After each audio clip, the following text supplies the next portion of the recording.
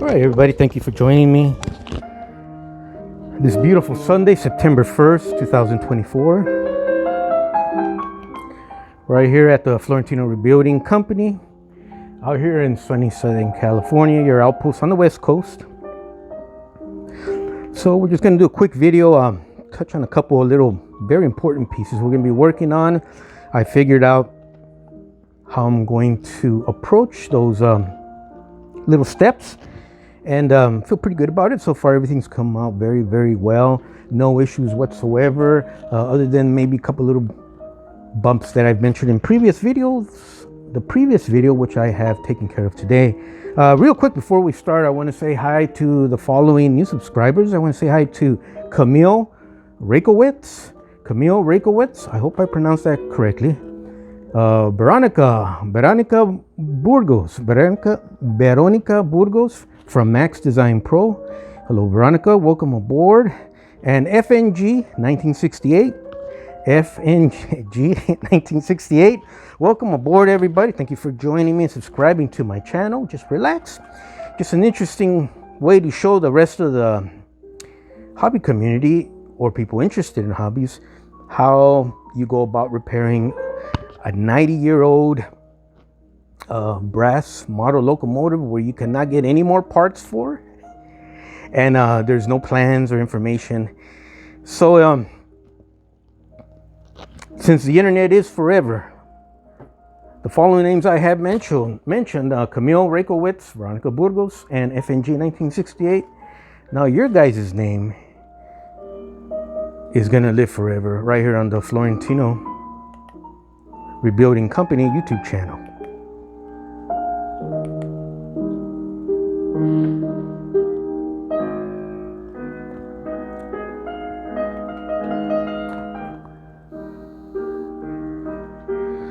All right, real quick,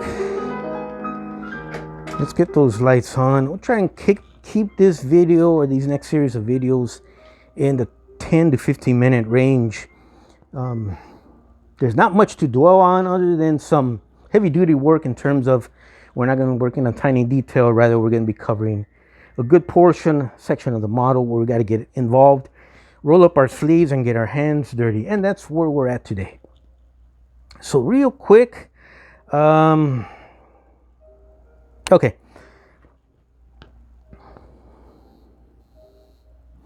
As you can see, our smoke box front came out fantastic. What I decided to do here. Here we go again. What I decided to do here, and the last video I showed you guys, it's got some music in the background. I want to feel really relaxed today.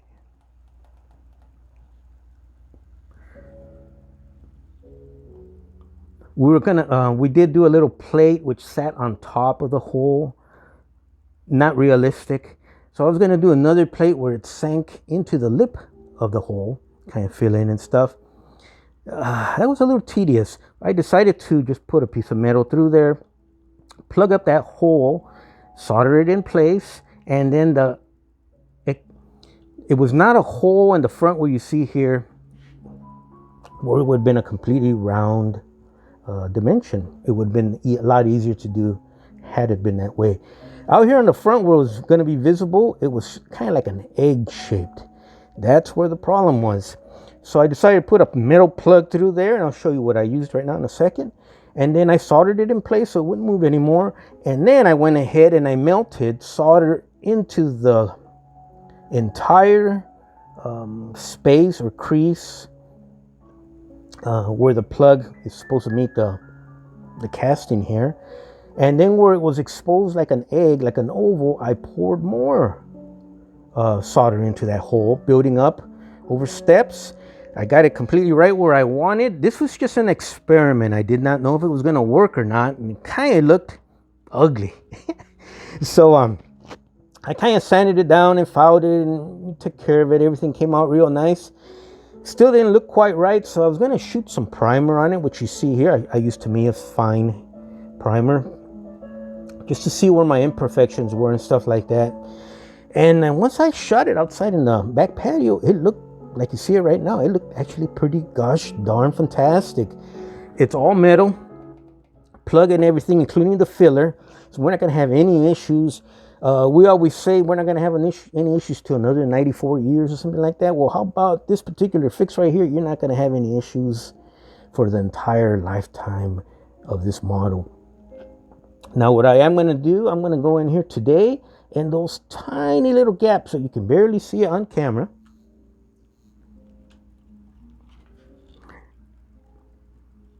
and I'll explain to you guys here, you guys who know how to solder all the time and stuff like that, or you welders and stuff.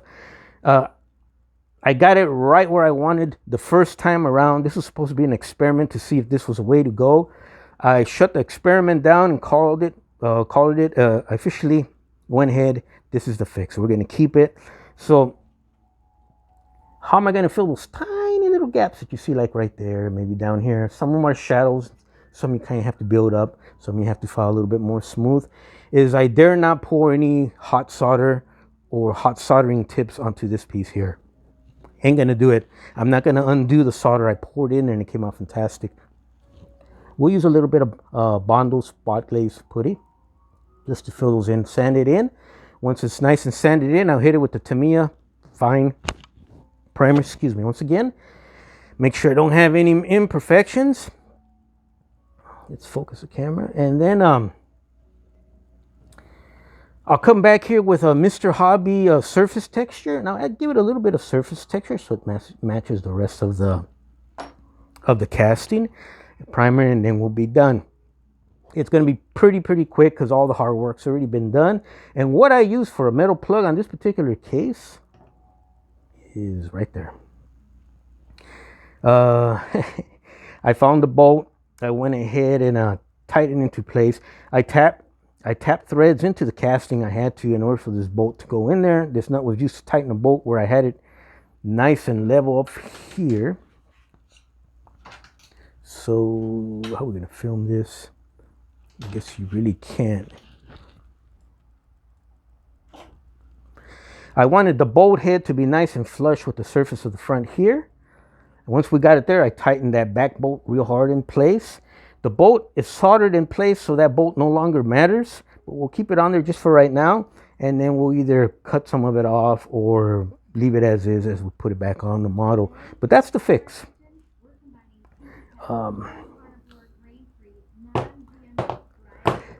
Those of you who are not too familiar with O-scale and working with O-scale brass in particular, any O-scaler, any guy that's into the O-scale hobby itself, especially the brass and the die cast, the early die cast and bronze castings and all that good stuff, you're going to be dealing in heft. And sometimes there is no little bolts or little thing I could have put in there. It literally took a big monster bolt to get in there to fill in that front there. So just to give you an idea of the massiveness of this hobby and the heft, the weight of just this piece alone, to the modeler and the owners of these models, it usually puts a big smile on their face because they got something that feels or mimics the real thing in real life. All right, let's move on to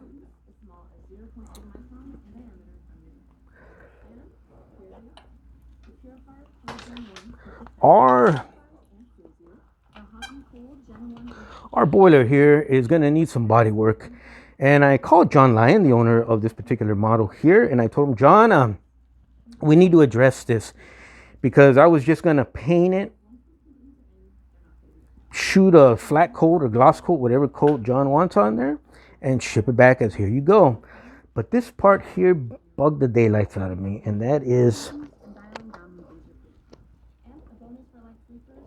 let's zero in. Let's turn off this top light. Well, no, let's leave it on actually. As I zoom in now with you guys on camera, the dents, they're not really dents, they're more depressions, slight depressions, about the size of a thumbnail here. And in the middle of those depressions, let's see if we can capture that.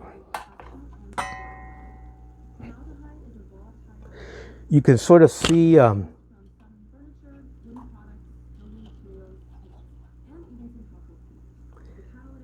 Those lines right there, kind of like when accordion folds itself up. Get an accordion type action here, those folds. And then on top, and you'll be able to see it.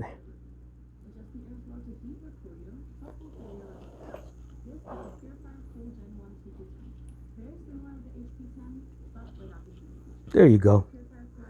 There you go. So you see, as I move the light up and down, you'll see a line develop here of a shadow. Well, that's because there's actually a fold line there. So instead of our top of our boiler being round, it got dropped, or the smokestack, something happened where it got pressed down flat on top slightly. This is slight. This is very, very slight, but it is there. And when me and John kind of talked about what the parameters of this restoration project was going to be, John immediately, and I agreed immediately because he's right, was that we were going to stick to making this thing look as original as possible. And I couldn't send it back to John with those dents in the most visible part of any steam locomotive, even real ones. The front stands out regardless of the scale. So it's an easy fix. Let me just show you the processes I'm going to use that I had to kind of think about. Number one is we had to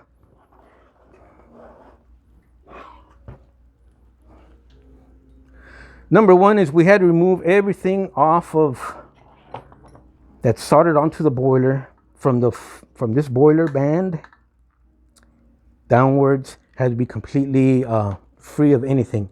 So we removed the smokestack. We had builder's plates soldered onto the sides, both sides, and a washout plug on each side, which we removed. They're right there. And also we had to do the handrails, had to be either removed or removed enough where we can push them out of the way. And that's what we did in this case, because, and I'll show you guys. Can you even see that? Okay, let me do that again. See that? The handrails and the stanchions move out of the way. And why we did that is we want to have a completely round surface, devoid of any obstacles attached or soldered on and stuff. Because when we start banging out that boiler and sanding and filing it down and putting body filler or using solder, you're gonna have to have enough space. This is hard to explain, but think of a airplane trying to land on an airport in a city.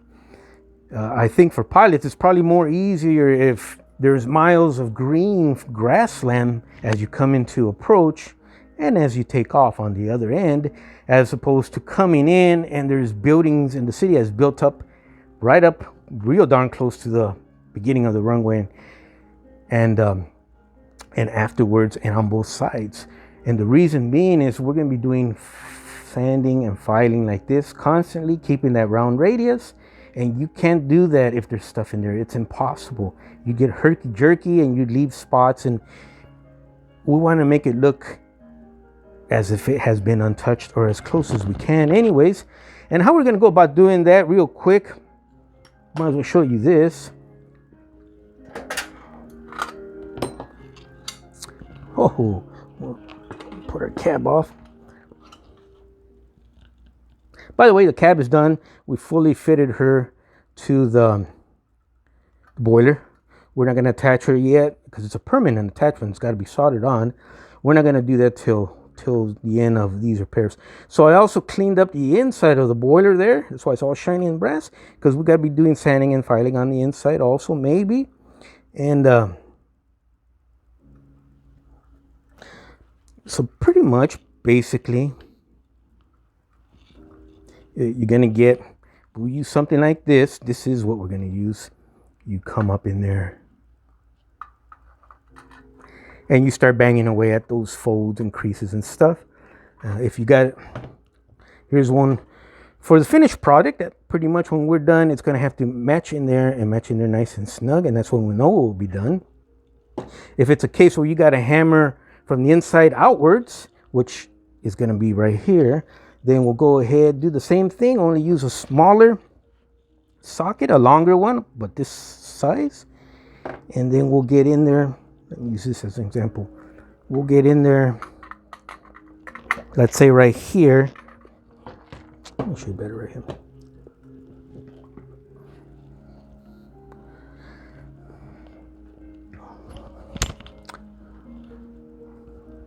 So, using a smaller socket, well, that's not going to work either.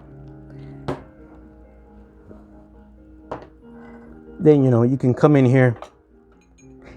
Forgot the most important part. Well, let's do this without it. You can come in here and bang from the inside outwards, or in this case, we're going to have to go this way. Take care of those dents.